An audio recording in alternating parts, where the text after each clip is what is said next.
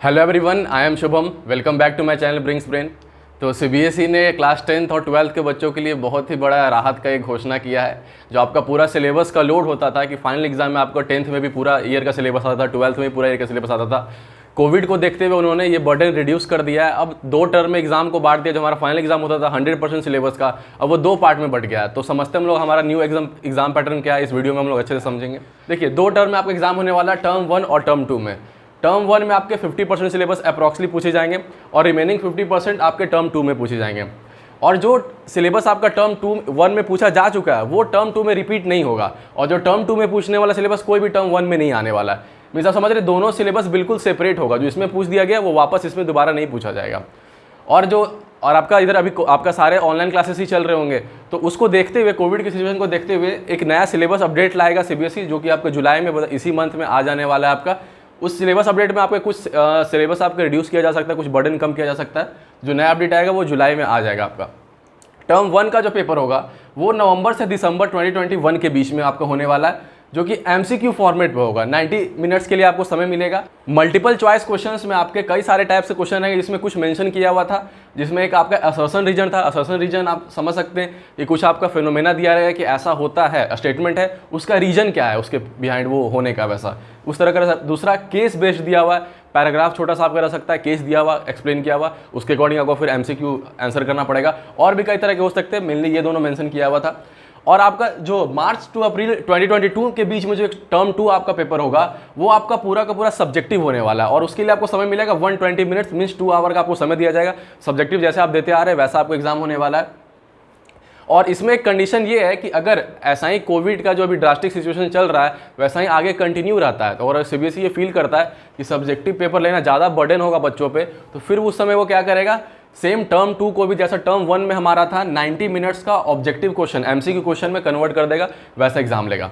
और टर्म 1 जो आपका है, दोनों टर्म 1 और टर्म 2 का जो प्रपोजल है वो आपका, ये तो आपका सीबीएसई बेस्ड सेंटर में होगा टर्म 2 का एग्जाम आपका, और टर्म 1 भी आपका सीबीएसई वाले सेंटर में होगा या फिर आपका स्कूल में जाकर वो एग्जाम देना पड़ेगा। पर अगर आपका नवंबर दिसंबर तक स्कूल नहीं खुलता है तो उस केस में क्या किया जाएगा, आपको एग्जाम टर्म 1 का जो एमसीक्यू पेपर है वो आपको घर से देना पड़ेगा, ऑनलाइन ऑफलाइन, या फिर आप ऑनलाइन ही कंप्यूटर पे आप ओएमआर शीट में भर के आप वहाँ पे फिलअप करिए, या फिर ऑफलाइन आप फिलअप कर अपलोड करिए, जो भी ऑप्शन रहे। बेसिकली मीन्स आपका होम में, घर से आप एग्जाम दे रहे हैं, उस केस में क्या होगा, टर्म 1 तो आपका होगा ही, पर अगर आप घर से दे रहे हैं तो इसका वेटेज रिड्यूस कर दिया जाएगा। ऐसे क्या है, जनरली दोनों का इक्वल वेटेज है, ठीक है। और इस केस में क्या होगा, आपका वेटेज रिड्यूस कर दिया जाएगा अगर आप ये एग्जाम घर से दे रहे हैं। सेम केस अगर ये आप दे देते हैं, आप ऑफलाइन सेंटर पे जाकर के आप एग्जाम दे रहे हैं, स्कूल से दे रहे हैं, पर फिर से मार्च अप्रैल के समय आपका स्कूल सेंटर सारा बंद हो गया, तो जब आप ये एग्जाम आप घर से दीजिएगा तो फिर इस एग्जाम का वेटेज रिड्यूस हो जाएगा, नहीं तो फिर दोनों को बराबर वेटेज रहेगा। अगला केस क्या है, फिर अगर आप दोनों समय स्कूल बंद अगर रह जाए तो फिर दोनों एग्जाम आप घर से ही दीजिएगा, फिर उस केस में भी दोनों का बराबर वेटेज हो जाएगा। एक और इंपॉर्टेंट बात यहाँ पर यह है कि अभी तक हमारा जो एग्जाम पोस्ट कैंसिल हो रहा है उसका मार्किंग कैसे किया जा रहा था, इंटरनल असेसमेंट के बेसिस पर टोटल, कि आपने जो भी पीरियोडिक टेस्ट दिया है, लैबोरेटरी वर्क था आपका, प्रैक्टिकल था, वो सब के बेसिस पे आपको जो भी मार्क्स आपका था उस बेसिस पे आपका फाइनल रिजल्ट निकला, क्लास 11 12 दोनों के इंक्लूड करके। इस साल भी क्या है, ये आपका कंटिन्यू रहने वाला, इंटरनल असेसमेंट जो है वो जारी रहेगा। इसके अलावा भी मीन्स फाइनल रिजल्ट जो आपका निकलेगा वो क्या होगा, marks of term 1 plus marks of term 2 plus internal assessment. और ये तो मैं समझा दिया कि किस केस में टर्म 1 का ज़्यादा वेटेज होगा, किस केस में टर्म 2 का ज़्यादा वेटेज होगा।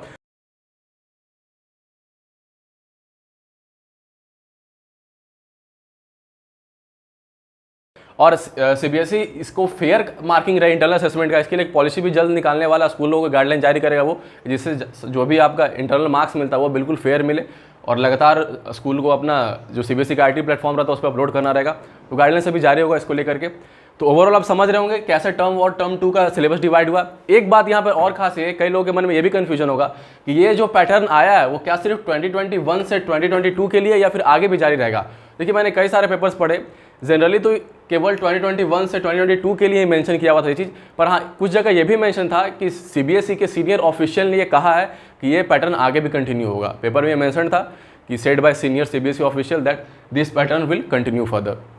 तो चांसेस है काफ़ी ज़्यादा कि आगे भी कंटिन्यू हो सकता है, पर जैसा रहेगा इस साल के लिए तो आपका यही है। तो आप समझ गए होंगे। तो बस इतना इन्फॉर्मेशन शेयर करना था आज के लिए। बोर्ड वगैरह के लिए आप कुछ टिप्स चाहते होंगे तो मैं एक प्लेलिस्ट का लिंक दे दूंगा, वहाँ से आप जाके देख सकते हैं। तो चलिए दोस्तों, फिर मिलेंगे अगली वीडियो में।